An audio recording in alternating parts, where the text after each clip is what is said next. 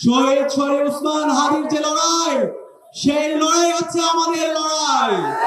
শহীদ ওসমান হাদি আমাদেরকে যে আজাদির রাস্তা দেখিয়েছে, সেই আজাদির লড়াই চালিয়ে যাওয়া হচ্ছে আমাদের কাজ।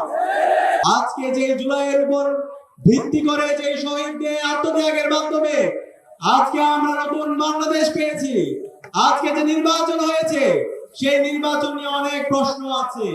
যাই হোক, তারপর নির্বাচনের পর যে সরকার এসেছে, সেই সরকার আজকে জুলাইকে অস্বীকার করে। আজকে আমরা সেই দলের ইতিহাস দেখতে পাই, তারা সবসময় এই জাতির সাথে প্রতারণাই করেছে। ৭৫-এর যে বিপ্লবী ছিল, সেই বিপ্লবের ফসল তারা ঘরে তুলে গেছে, বিপ্লবীদের সাথে তারা প্রতারণা করেছে।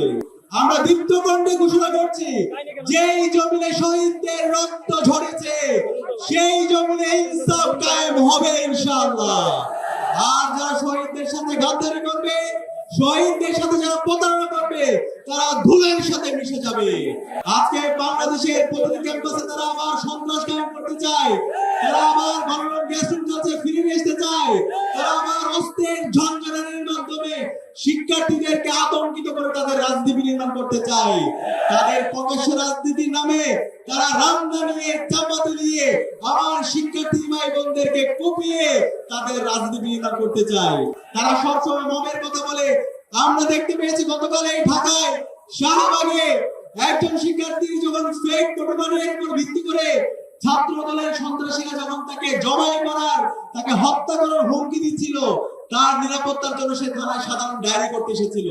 কিন্তু এর প্রেক্ষিতে আমরা দেখতে পেয়েছি ছাত্র দলের সন্ত্রাসীরা সেই থানায় গিয়ে 28 অক্টোবর লীগের সন্ত্রাসীরা লগি বইটা দিয়ে যেভাবে নেককারজনক নৃশংসতায় দেয়, এদেশের মুক্তিকামী মানুষদেরকে পিটিয়ে নৃত্য করেছিল, ঠিক একই কায়দায় আমরা গতকালকে শাহবাগে শিক্ষার্থীদের উপর, ছাত্র সমাজের উপর তাদের নৃশংস হামলা আমরা দেখেছি।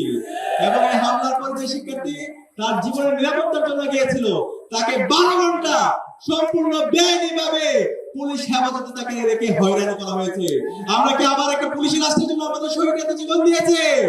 সুতরাং আমরা সাবধান করছি, মাননীয় প্রধানমন্ত্রী তারেক রহমান, আপনি যদি মনে করেন যে ক্ষমতায় এসে আপনি যা ইচ্ছা তাই করবেন, জুলাই সনদকে আপনি অধ্যাদেশকে বাতিল করে দেবেন, গণভোট অস্বীকার করবেন, মানবাধিকার অধ্যাদেশ বাতিল করবেন, গুম প্রতিরোধ প্রতিকার অধ্যাদেশ বাতিল করবেন, এবং এর মাধ্যমে আপনি হাসিনা হয়ে উঠতেও পারবেন।